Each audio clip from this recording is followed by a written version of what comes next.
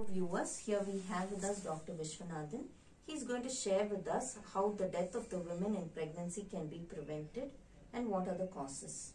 Yeah, complete prevention, which I may not able to say, because still in a Western countries, single digit. For 100,000 we call. Maybe it could be 6, 7 in a very developed countries, 4, 3. It's a sensational news. Whereas in India, we were very high. But now it has come to around 200 to 300. Some centers we don't have. But tremendously we are improved. Because the government giving lot of incentive, lot of importance to the mother and child health care. We have reduced. But still, we have a long way to go. We have around 200 to 300, means quite a lot. We have to come to single digit. Why these women die? What are the causes? And which state in India is quite less is very obviously Kerala. Because of education. So that's a model. When you educate a woman, the death rate becomes reduced. When to go to a doctor, when to examine, how to take iron, how to prevent any diseases, what is the step they have to take. So now we find out the maternal mortality is a woman dying during pregnancy or within 21 days. It's a death of a woman, or within 7 days. They call early death. What are the causes? Direct causes. 75% are direct causes. 25% indirect causes. You know, Dr. Sridevi, 80 to 85% of the deaths are preventable. That is why it's so much we can prevent. Something which cannot prevent, a calamity which we may not prevent, understandable. It's a maternal death is preventable, and 85%. And still a lot of deliveries occurring in our home delivery, where we don't have blood. Or an institution, so-called in minor centers, they don't have a van facility, they don't have a blood facility, they don't have anesthesiologists, they don't have a doctor. How can we manage?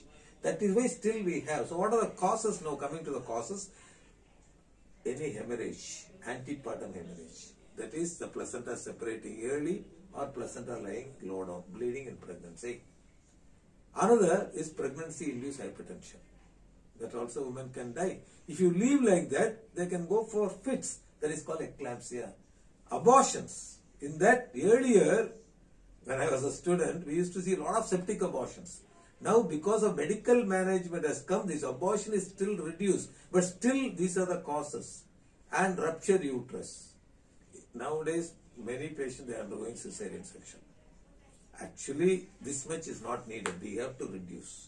I am not blaming the doctors.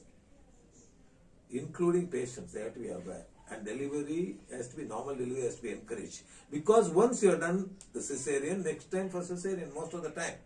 And the scar can give way. So rupture uterus, they can have. That's one of the causes of death.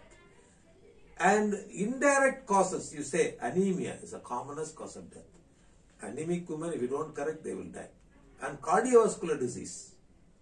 And pulmonary embolism, thromboembolism, all these factors which causes the maternal death, sepsis, any infection, puerperal infection. How to reduce, we have to take care of the woman. Each one, in a different video, we can elaborate. Proper care, antenatal care. That's why we advise them.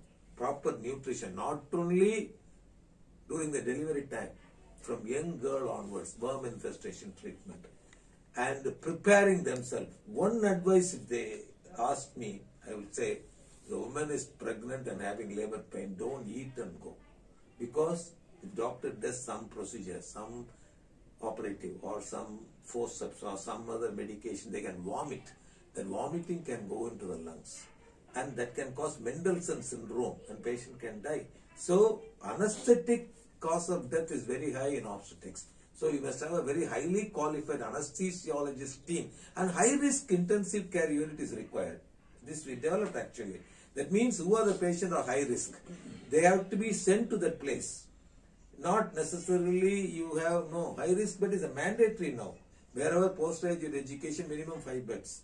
Whichever patient you think, oh, this patient prone for shock, earlier kind of rupture uterus or earlier bleeding pregnancy, earlier delivery problem, prolonged labor, all these patients intensive care unit or baby is going to be risk.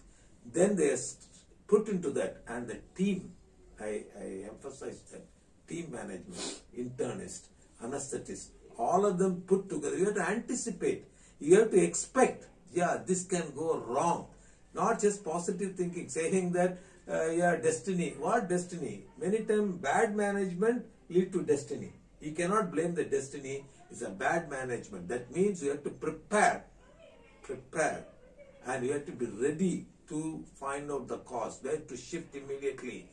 Many times, because of lack of transport, lack of shifting, now government, fantastic. Earlier, you used to say, no, what is these fellows are doing? Now every death is audited.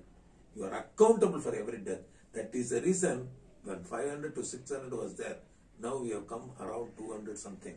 It has reduced. Still it has to reduce. And thank you very much.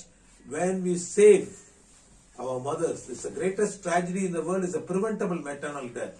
By proper care, it can be prevented. It can be reduced the barest minimum. And thank you very much for asking this question. Thank you.